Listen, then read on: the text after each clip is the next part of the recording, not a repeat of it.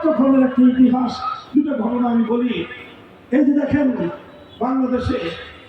বাংলাদেশে এই 111 সরকার আসার আগ পর্যন্ত ইসলামী শাসনতন্ত্র আন্দোলন নামে রাজনৈতিক দল ছিল আমাদের, ছিল।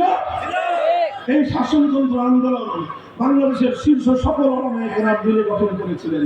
উদ্দেশ্য ছিল বাংলাদেশে কুফরি শাসনতন্ত্রকে উৎখাত করে ইসলামী শাসনতন্ত্র প্রতিষ্ঠা করা হবে। পর্যায়ক্রমে এটার নেতৃত্ব হযরত পীর সাহেব হুজুর চরমনাই রহমাতুল্লাহি আলাইহির হাতে এসেছে।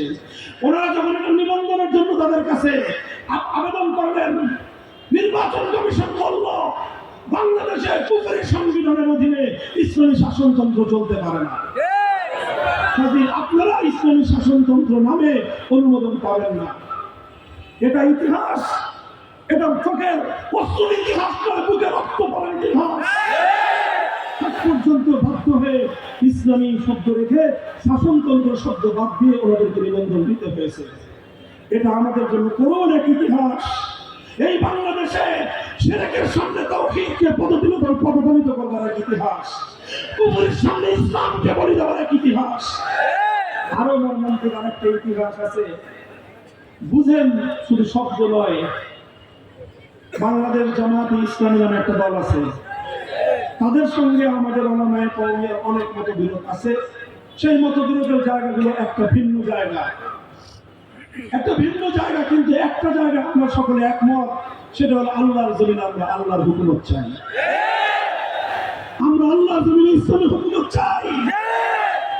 এই বাংলাদেশ জামায়াতে ইসলামীকে বাংলাদেশের সর্বোচ্চ আদালত হাইকোর্ট থেকে তাদের নিবন্ধন বাতিল করে দিল। কেন বাতিল করলো?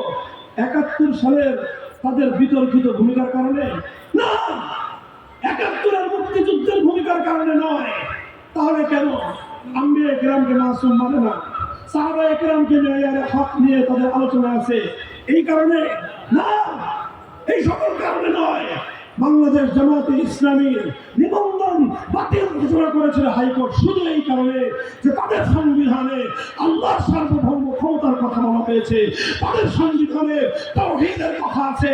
অর্থাৎ আদালত বলতে চায় বাংলাদেশে শিরকের রাজতন্ত্র চলবে, শিরকের তন্ত্র চলবে, বাংলাদেশে কুফরি সংবিধান চলবে, আল্লাহর সার্বভৌমত্বের কথা বলা যাবে না। বলেন, এই ঘটনার পরেও এদেশের লক্ষ লক্ষ মুসলমান এখন আমরা মাটির উপর দিয়ে বিচরণ করি। এটা আমাদের জন্য অনেক বড় একটা কষ্টের বিষয়, হৃদয় বিদারক একটা বিষয়। আপনারা হৃদয় দিয়ে অনুভব করেন কিনা আমি জানি না। বলবেন, হুজুর এই সকল কাজ কেন করতেছেন? এই ইসলামী সম্মেলন রাজনৈতিক আলাপ কেন করেন?